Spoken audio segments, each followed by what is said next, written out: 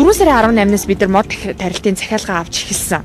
За ингээд бараг 7 хоноогүй байхад нийт одоо хаврын мод тарилтаар 10,000 модыг цэцэрлэгжүүлэлтийн хэлбэрээр тарихад 8,000 модны захиалга нь одоо авагдчихсан, ирчихсэн байх жишээний байгаа. Тэгээд одоо юу гэдгийг ер нь бол үндэсний цэцэрлэг түрээлэн дээр тарьсан мод яагаад одоо өөр газар мод тарьснаас давуу вэ гэдгийг онцолж хэлхийн хувьд хамгийн түрүүнд манайх бол нийслэлийн иргэдийн ундны хүүсвэр одоо нийслэлийн иргэдийг одоо цэвэр усаар хангадаг энэ худгийн хамгаалалт улсын тусгай хамгаалалттай газар оршдгоо.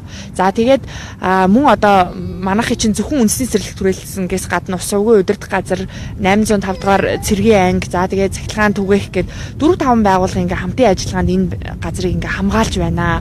Тэгээ мод тарина гэдэг нь өөрөө нийслэлийн иргэдийн ундны хүүсвэрийг хамгаалах дээр нөхөн сэргээх ийм одоо өгөөчтэй хамгийн оновчтой шийдэл юм гэд 2009 он 10 онд энэ байгууллага чинь байгуулагдаад ингээд үйл ажиллагааны явагдаж байгаа. За бид өнгөрсөн 12 жилийн хугацаанд 973 га талбайхаа 183 га талбай дээр нь тогтчил бүтээн байгуулалтын ажил болон ногоон байгууламжийн ажлыг хийсэн байгаа.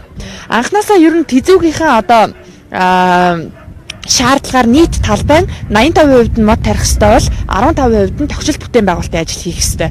Яг тэр одоо зөвлөмжийн дагуу, яг тэр тэзүү дагуу, төлөвлөгөөний дагуу ажлууд маань хийж байгаа гэж ойлгож болно.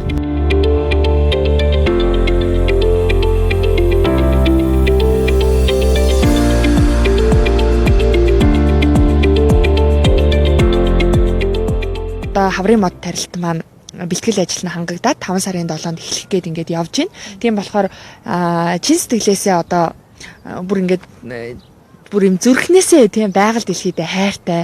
Үнэхээр модыг тарьж ургуулъя гэсэн тийм чин сэтгэлтэй хүмүүс байвал үндэсний цэцэрлэг түрээлэн дээр мод тарихад бол бүгдийн өмнө нээлттэй байгаа. Тэгээ хавар намрын мод тарилтаар бидэнтэй хамтарч мод тариараа гэж нэгдүгээр уриалмаар байна.